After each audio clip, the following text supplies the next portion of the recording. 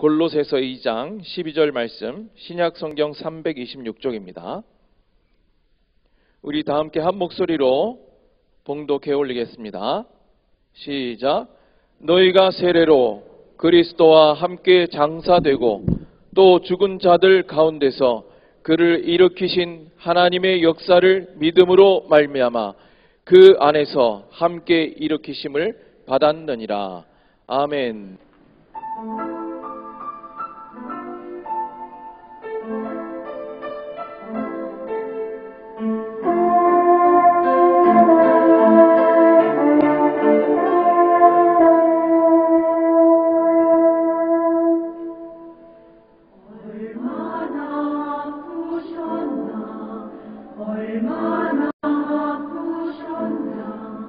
그 귀한 손과 발에 못이 다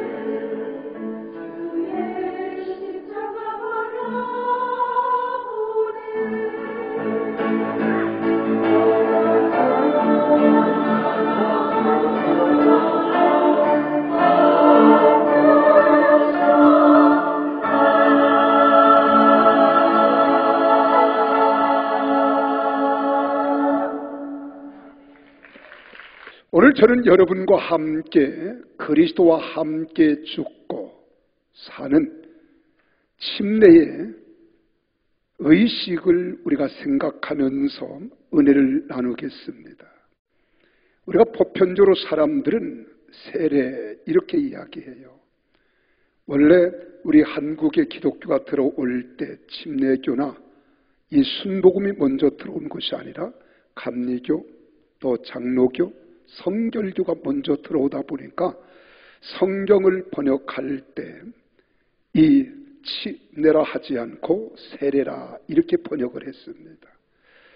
사실 원문을 보면은 바른 어미는 비슷하지만은 사실은 침례가 가깝습니다. 성경에 등장하는 모든 의식은 다 침례였어요. 자, 그렇다면 오늘 저는 여러분들에게 그 침례의 의미를 두 가지로 나누어 볼 수 있는데, 첫째는 침례의 외적 의미가 있습니다. 이 침례의 외적 의미는 기독교인이 되는 의식입니다. 인생으로 말하면 결혼식과 같은 거예요. 여러분, 요즘도 우리가 보면은 결혼식을 올리지 아니하고 남녀가 만나서 동거하는 삶을 살아갈 수도 있어요.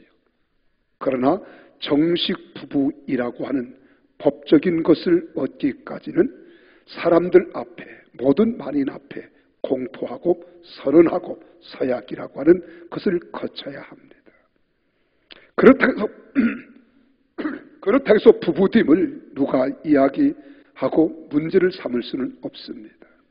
그런데 우리가 이 침례라고 하는 것도 우리 인생으로 말하면 결혼 예식과 같다, 이렇게 말씀을 드리고 싶어요. 그리고 이 침례라고 하는 것은, 세례라는 것은 내적 의미가 있습니다. 내적 의미는 죽음과 부활을 이야기하는 거예요. 옛사람이 죽고 새 사람이 거듭나는 겁니다. 그래서 우리는 머리카락 이 정수리부터 발바닥까지 완전히 잠겨야 되는 거예요. 이것이 침례예요. 입까지만 하는, 입 이상은 안 됩니다. 턱까지만 해도 안 돼요. 눈까지만 해도 안 돼요. 머리끝까지 완전히 잠기는 것은 완전히 나는 죽었다 하는 거예요. 나는 죽었다. 내 옛사람이 죽었다. 그리고 다시 물에서 올라오는 것은 나는 다시 산다. 그래서 요즘에는 이 우리 순복음도 또한 침례교회도 침례를 원칙으로 하지만은 몸이 아프다든가 평상에 누워있는 사람은 물속에 완전히 잠글 수가 없잖아요. 그래서 약식 세례를 주는 경우가 있고, 또 이 침례를 받을 때 여성들이 생리적인 주기가 올 때에 불가피할 경우에는 약식 세례를 하는 경우도 있습니다. 그래서 요즘 장로교에서도 약식 세례를 하지 않고 침례를 하는 교회들이 대단히 많아지고 있습니다. 왜? 성경이 그렇게 말하고 있으니까. 예수님께서도 세례를 받을 때 요단강에서 침례를 받지 아니하셔도 되실 예수님이 친히 세례 요한에게 침례를 받습니다. 그때 하늘문이 열렸어요. 비둘기가 임합니다. 그리고 주의 음성이 들려옵니다. 이는 내 사랑하는 아들이요 내 기뻐하는 자라는 거예요. 우리가 구약시대에도 할례라는 의식이 있었지만은 사실은 이스라엘 백성들이 430년 동안 애굽에서 종살이 하다가 사흘길을 광야로 나옵니다. 그리고 먼저 행한 의식이 뭐냐? 광야교회를 시작하기 이전에 이 홍해 바다에서 양쪽 벽에 물로 벽을 이루어요. 그리고 하늘에는 구름 기둥이 덮습니다. 이걸 고린도서에서는 바로 세례, 침례를 받았다, 이렇게 말합니다. 그리고 광야교회 40년의 생활을 통하여 그들이 가나안 땅을 목표로 삼고 비전을 삼고 가나안을 향해 달려가는데, 때로는 그들이 음행하고 우상을 숭배하고 범죄하자 여호수아 칼렙 외에는 가나안 땅에 들어가지 못하고 광야에서 죽습니다. 여러분, 여기서 주는 의미가 대단히 중요해요.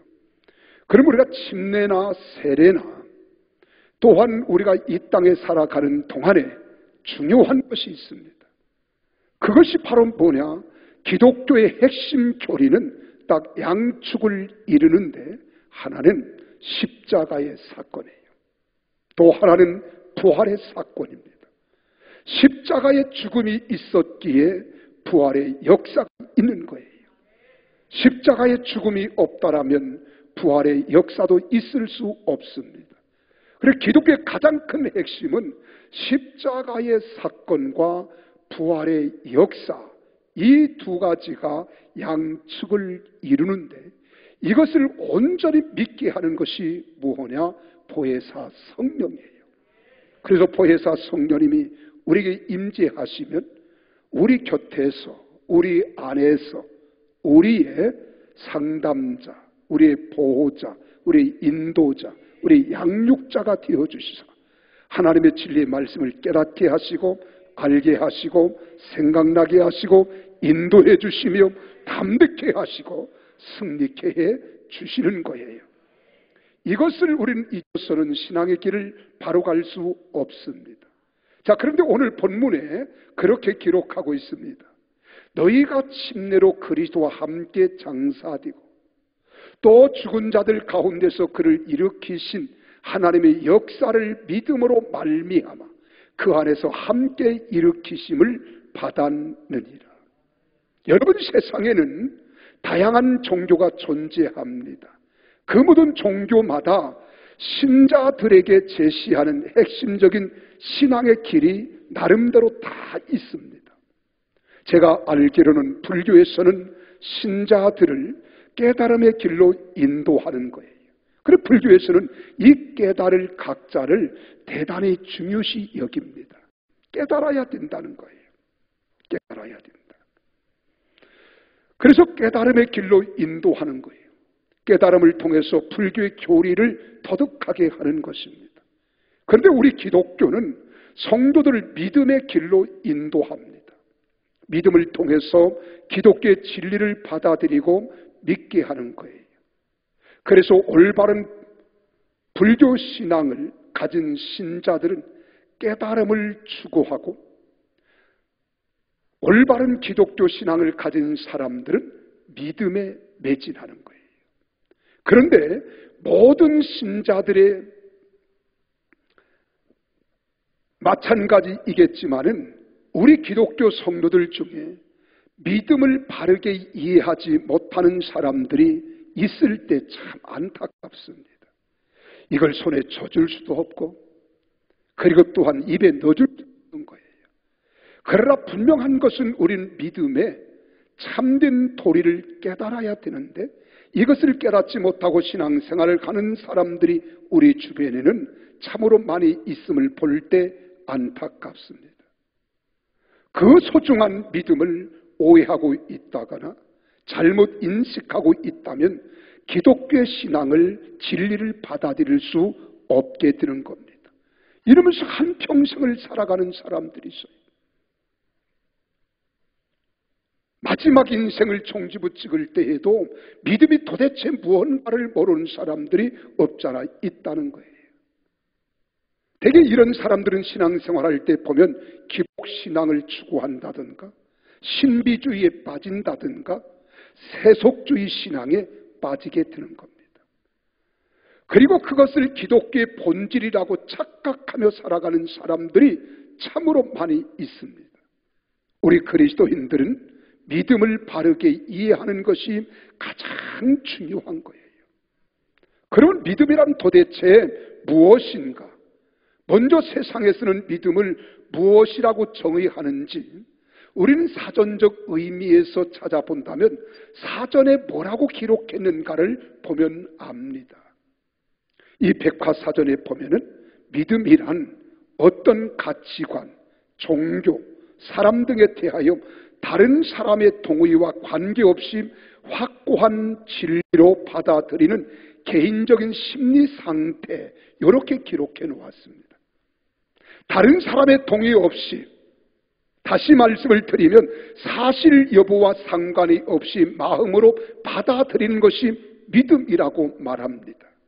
그렇다면 성경이 말하는 믿음도 세상이 말하는 믿음처럼 복음을 진리로 받아들이되 사실 여부와 상관이 없이 받아들이는 그런 믿음일까요? 결코 그렇지 않습니다. 저는 그런 것을 믿음이 아니라 우김이라는 단어를 쓰고 싶어요. 우김. 또 아니면 맹신이라는 단어를 쓰고 싶습니다. 이런 단어로 표현하면 딱 앙상맞춤입니다.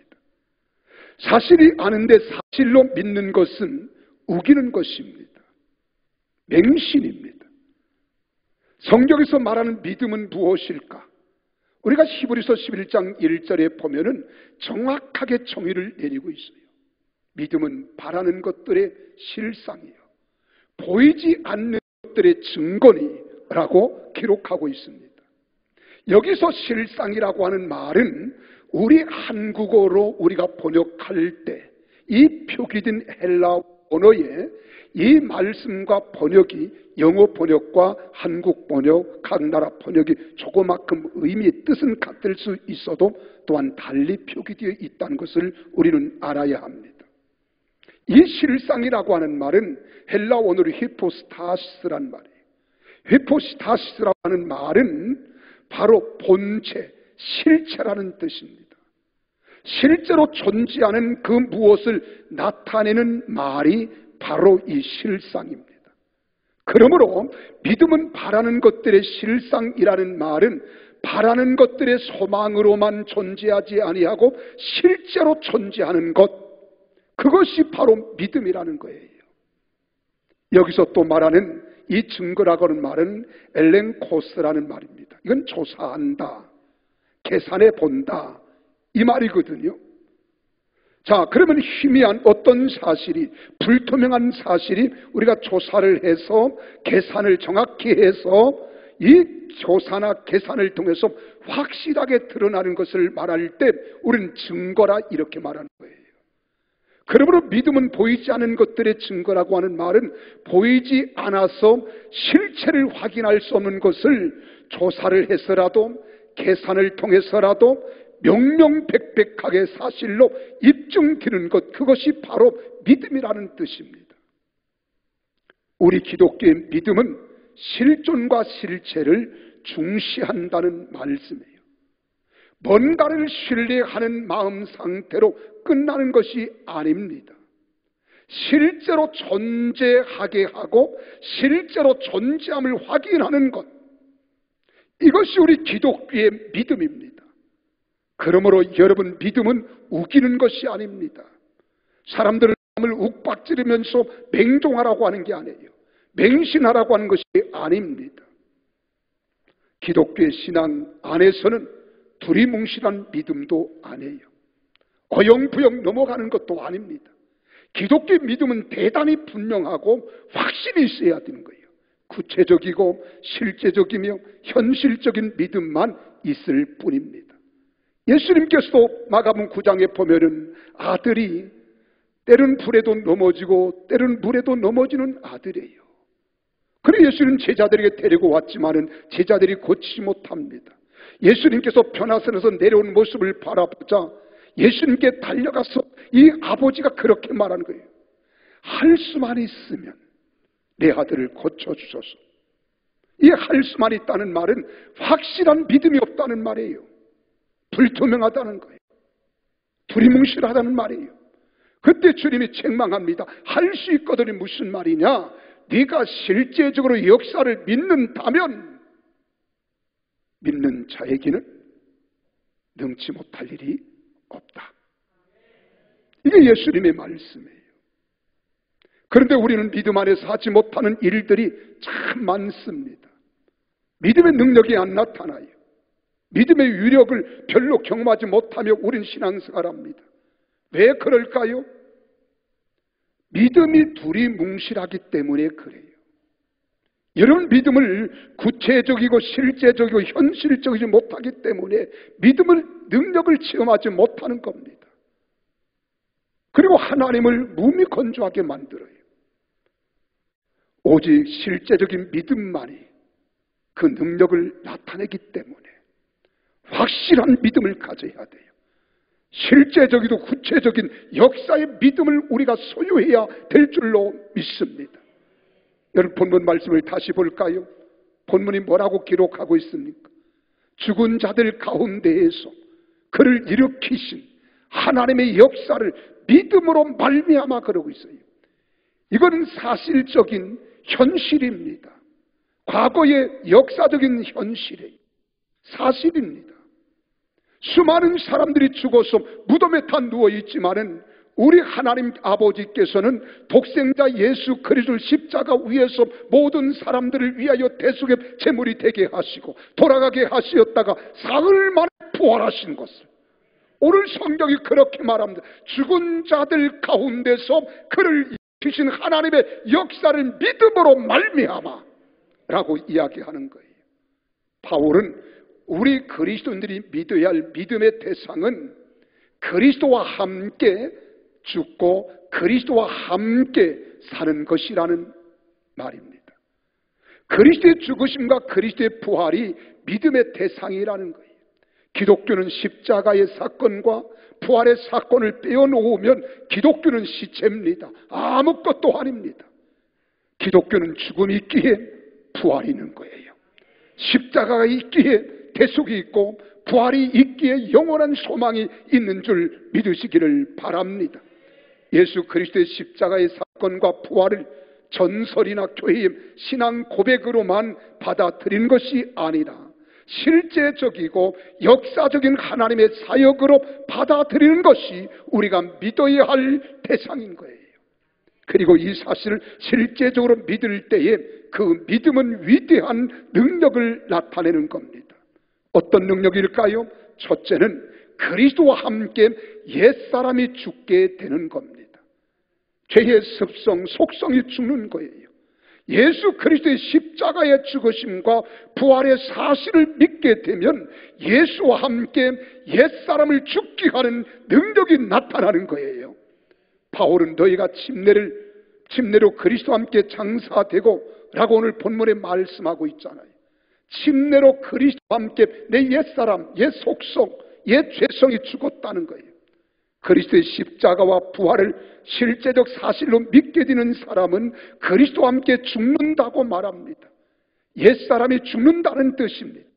그렇다면 옛사람이 죽는다는 것은 어떤 의미를 우리에게 보여주고 있을까요?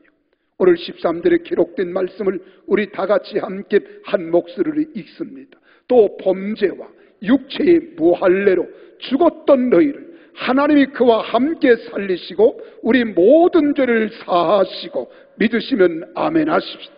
여기서 보세요.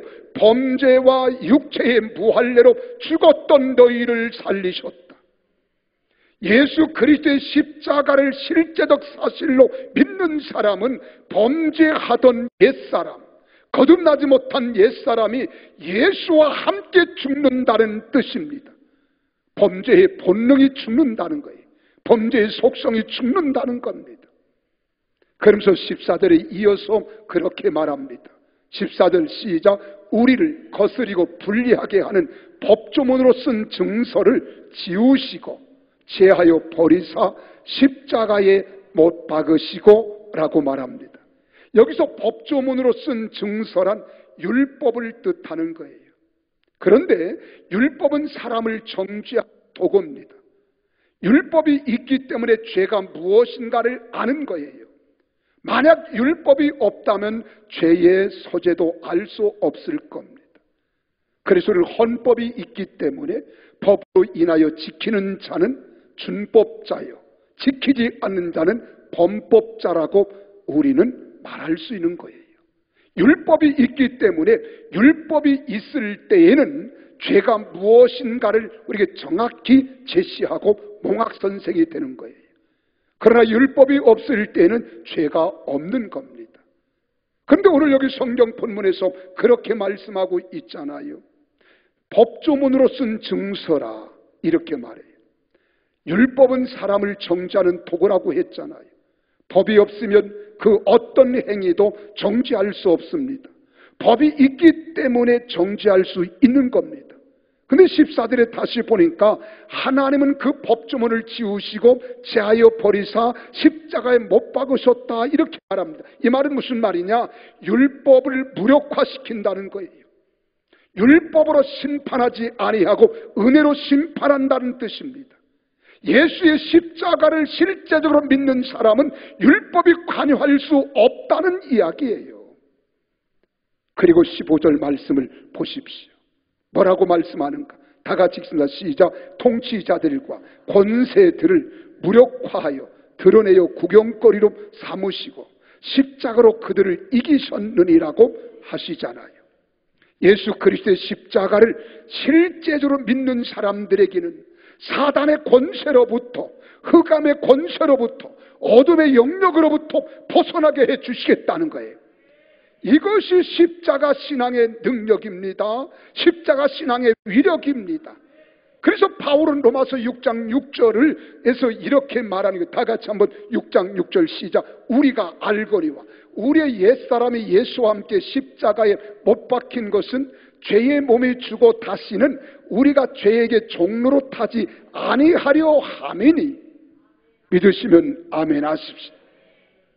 예수 그리스도의 십자가를 실제적 사실로 믿는 사람은 그 믿음의 능력으로 말미암아 법조의 범죄의 본능, 율법의 간섭, 사단의 유혹에 대하여 죽은 사람이라고 선언하는 거예요. 그것들과 관련이 없다는 사람이라고 선언하는 겁니다. 이것이 십자가의 위대한 신앙의 능력입니다. 그러나 우리가 알아야 할 사실은 범죄의 본능과 율법의 간섭과 사단의 유혹에 대하여 완전히 죽은 사람은 존재하지 않는다는 것을 잊어서는 안 됩니다. 왜요? 바울을 보면 알아요. 이것이 바울이 기록한 책이거든요. 근데 바울이 뭐라고 이야기합니까? 완전히 죽지 않았다는 거예요. 고린도서 15장 31절에 그렇게 말합니다. 나는 날마다 죽노라. 그러면 세례를 받았잖아요. 침례를 받았음에도 거듭났음에도 하나님 나라의 시민권을 가진 자로서 하나님 자녀의 기적과 역사를 경험하는 사람인데 나는 날마다 죽는다는 거예요. 아직도 죽지 않은 것이 그의 속사람 속에 있다는 겁니다. 그의 속성 속에 있다는 거예요. 그렇잖아요. 바울도 완전히 죽지는 않았기 때문에 날마다 죽는 삶을 살아야 한다는 겁니다. 사람이 완전히 죽는 것은 하나님 나라에서 이루어지게 되는 거예요. 이 땅에 사는 날 동안에는 이 세상의 악한 영이 지배하고 있고 이 세상을 지배하고 있기 때문에 끊임없이 우리 믿는 사람들을 유혹하고 넘어뜨리려고 혈안이 되어 있는 겁니다. 이것을 바울은 에베소 교회에서 우는 사자와 같이 삼킬 자를 두루 찾으며 찾는다고 이렇게 말하는 거예요. 그리고 호시탐탐 노리는 거예요. 어떻게 해서라도 우리를 믿음에서 이탈하게 하려고, 하나님의 품에서 떠나게 하려고, 당자로 만들어 가려고 사단은 지금도 혈안이 되어 있다는 것입니다. 그렇기에 예수 그리스도의 십자가에 나의 옛사람이 못 박혀 죽은 것을 실제적으로 믿는 사람은 나의 죄의 본능인 자아가 죽고 내 안에 능력의 영으로 오신 보혜사 성령의 능력을 의지해야 성령께서 강하고 담대한 능력을 우리에게 부어주셔서 이기게 하시고 담대한 용기를 주시고 결단을 내리게 하시는 겁니다. 그러니까 우리가 세상을 이기는 것도 죄성을 이기는 것도 내가 하는 것이 아니에요. 내 힘으로 되는 것이 아닙니다. 하나님이 도와주셔야 합니다. 하나님이 역사해 주셔야 되는 거예요. 그래서 요한복음 16장 33절에서 그렇게 말하잖아요. 이것을 너에게 이른 것은 너희로 내 안에서 평화를 누리게 하려 함이라. 그런데 세상에서는 너희가 환난을 당한다는 거예요. 이런 환난이 다가와도 주저하지 말라는 거예요. 두려워하지 말라는 거예요. 염려하지 말라는 거예요. 머뭇거리지 말라는 거예요. 도리어 내 속에 하나님의 영을 의지하여 담대하라. 내가 세상을 이기었느니라. 그래서 우리가 마음에 성령님이 주시는 마음을 통해서 담대함을 가져야 돼요. 용기를 소유해야 돼요. 내 의지를 자꾸 훈련을 시켜서 강한 사람으로 세워가야 됩니다. 그때 성령님이 끊임없이 우리를 도와서 역사할 줄 믿으시기를 바랍니다. 그래서 세상을 이기는 거예요. 죄성을 이기는 거예요. 우리나라의 유명한 신앙의 모델이 되는 한 장군이 계셨어요. 그분은 세문안교회를 출석하고 계시던 나이필 장군입니다. 그는 북한 평양 사람이에요. 어렸을 때부터 어머니는 그를 위해서 끊임없이 기도했고, 그는 침례를 받을 때 마음속에 이렇게 다짐했어요. 나는 믿음의 절개를 흔들리지 않고 믿음의 정조를 끝까지 믿음의 사람답게 살아야지. 그리고 그는 장군이 된 거예요. 준장이 됐어요. 그래서 장군들을 불러 모아놓고 박정희 대통령이 만찬을 열었습니다. 브라보를 하기 위해서, 건배를 하기 위해서 다 술을 따라주는 거예요. 그런데 이 나장군은 술잔을 받고 카카, 저는 술을 하지 않습니다. 얼마든지 융통성 부릴 수 있잖아요. 그냥 받아서 입에 대는 척하고 내려놓을 수도 있을 거고, 얼마든지 융화를 할 수 있는데 저는 안 합니다. 장안이 완전 분위기가 달라진 거예요. 박정희 대통령 안색이 변했습니다. 거기에 경호실장, 비서실장, 모든 장군들이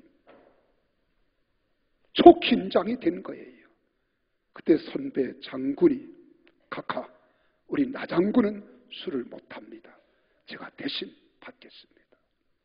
그리고 분위기가 다시 흘러가게 되었어요.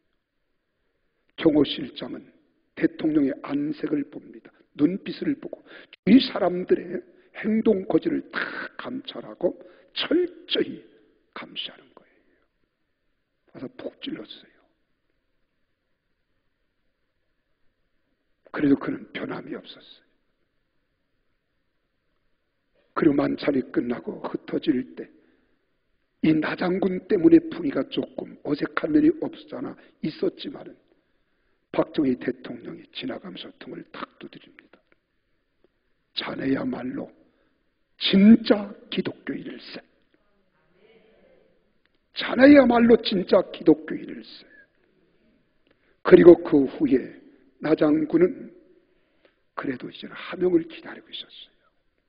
이제 전역해야 더 이상 희망이 없다. 그런데 그 후로 대통령으로부터 주변 사람들로부터 인정받은 나장군은 육군분부 작전 참모부장을 지냈고 3군 사령부 창설 담당이 되었으며 중앙정보부 차관을 지냈습니다. 중앙정보부장이 그를 추천했을 때 대통령의 사인을 받기 위해서 올렸더니 대통령께서 그렇게 말하더랍니다. 정보부 차장을 가장 적임자, 깨끗한 사람, 정직한 사람을 선택했다고. 이게 우리 신앙입니다. 세상은 얼마나 유혹이 많은지 몰라요. 우리는 죄를 짓던 습성들에 습관화되어 있던 우리들입니다. 그럼에도 불구하고 우리는 십자가의 옛사람을 죽여버렸으니 새 사람으로 거듭나야 될 줄로 믿으시기를 바랍니다. 마지막으로 그리스도와 함께 새 사람으로 살아나게 하는 능력이 있습니다.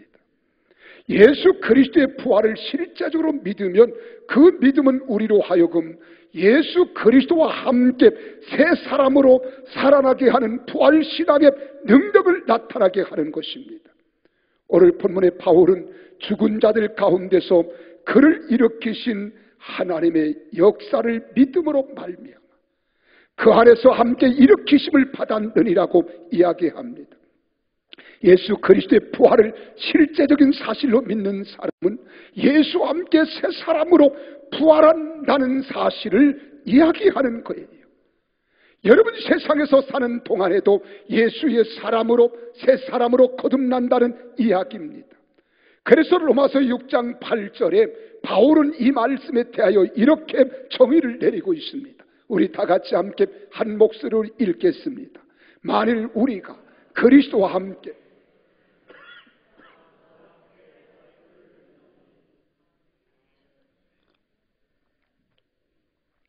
다시 한번 읽어요. 시작. 만일 우리가 그리스도와 함께 죽었으면 또한 그와 함께 살 줄을 믿노니. 할렐루야.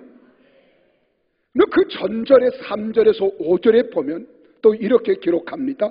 무릇 그리스도 예수와 합하여 침례를 받은 우리는 그의 죽으심과 합하여 침례를 받은 줄을 알지 못하느냐.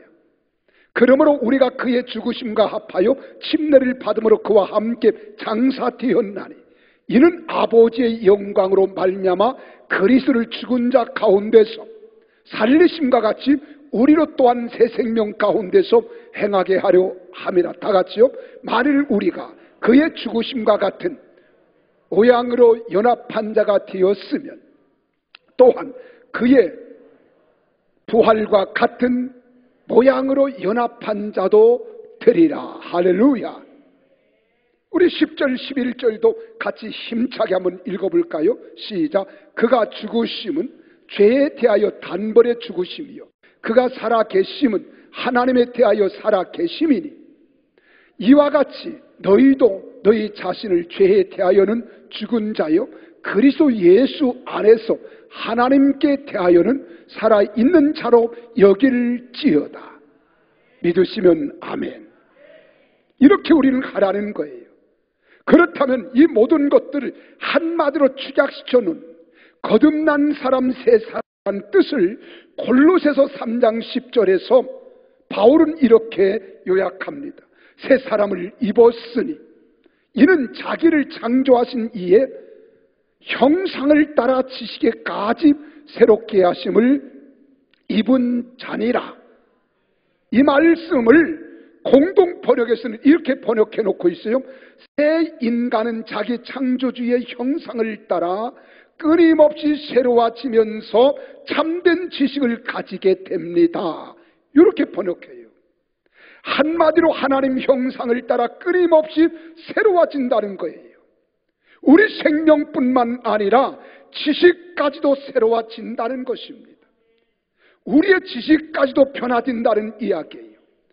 옛사람으로 살 때에는 이웃을 이기려고 하는 지식, 나를 욕심을 채우려고 하는 지식이고 그 지식으로 살아가지만 우리가 새 사람, 거듭난 사람이 되고 난 후로부터는 하나님의 형상을 따라 죄를 이기는 지식, 나를 비우는 지식, 나를 하나님 앞에 온전히 겸손히 세우는 지식으로 우리가 자라가는 거예요. 그래서 하나님의 형상을 닮아가되 어디까지 닮아가느냐? 그리스도의 장성한 분량까지 자라가는 줄로 믿으시기를 바랍니다. 여러분, 하나님의 형상을 따른다고 하는 것은 하나님의 본질을 따른다는 뜻입니다. 이 말은 하나님의 본질을 우리는 사랑한다는 거예요. 하나님의 본질이 무엇입니까? 사랑입니다. 그리고 기독교의 핵심이 뭐예요? 십자가의 사랑인 거예요. 그러므로 새롭게 된 사람, 새 사람으로 변화된 자들은 요한일서 3장 16절에 사도 요한이 말한 대로 말과 혀로만 사랑하지 말고 행함과 진실함으로 사랑하라고 했습니다. 여러분, 말과 혀로 사랑하는 것은 죄에 대하여 살았을 때에 옛사람일 때의 사람이고 이제 부활의 신앙으로 말미암아 하나님에 대하여 새 사람이 되었으니 행함과 진실함으로 사랑하는 사람으로 바뀌어져야 될 줄로 믿으시기를 바랍니다. 이게 진실한 그리스도의 사랑인 거예요. 야고보서 기자도 야고보서 2장 15절 16절에서 그렇게 말하잖아요.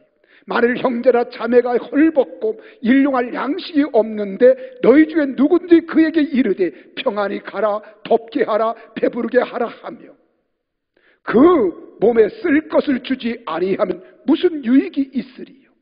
이와 같이 행함이 없는 믿음은 그 자체가 어떡한 것이다? 죽은 것이다. 여러분, 우리가 옛사람으로 살아갈 때에는요, 말이 풍성했습니다. 말은 잘합니다. 그런데 새 사람으로 거듭나고 우리가 중심의 변화를 받았으면 말과 혀로만 사랑하는 것이 아니라 행함이 따라야 될 줄로 믿으시기를 바랍니다. 여러분, 말로만 하는 사랑은 거듭난 사람, 새 사람의 사랑이 아니라는 말입니다. 이제 예수 그리스도를 믿고 침례를 받음으로 그리스도와 함께 죽고 그리스도와 함께 사는 부활의 신앙인이 되었다면 새 사람의 신앙으로 살기로 다짐하고 결심하십시오. 침례 의식을 통해 거듭남을 하나님과 사람들 앞에서 행하십시오. 십자가의 구속의 신앙과 부활의 신앙, 옛사람의 죄의 습성을 죽이고 새 사람된 부활의 신앙의 사람이 되었으니 나의 자아는 그리스도 안에서 날마다 죽이십시오. 그리고 부활의 신앙, 새 사람으로 성령 충만 받아 승리하는 성도들, 주님이 보실 때 칭찬하고 세상 사람들이 볼 때 빛과 숨 역할을 감당하는 우리 모두가 되어지기를 예수의 이름으로 축원합니다. 그래서 믿는 사람은 믿는 사람답게 살아야 됩니다. 기도하겠습니다.